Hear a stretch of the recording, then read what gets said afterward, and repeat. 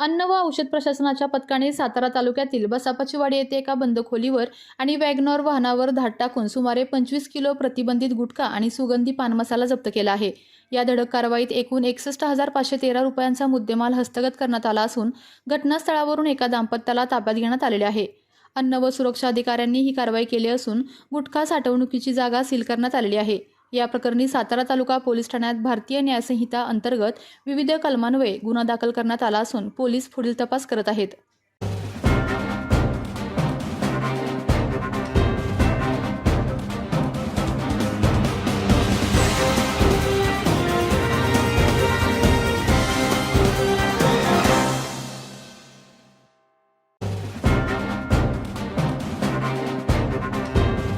आपल्या तालुक्यातील जिल्ह्यातील बातम्या सर्वप्रथम पाहण्यासाठी आजच सातारा न्यूजला YouTube चॅनलवर सबस्क्राइब करा, लाईक करा, शेअर करा आणि बेल आयकॉन प्रेस करायला विसरू नका।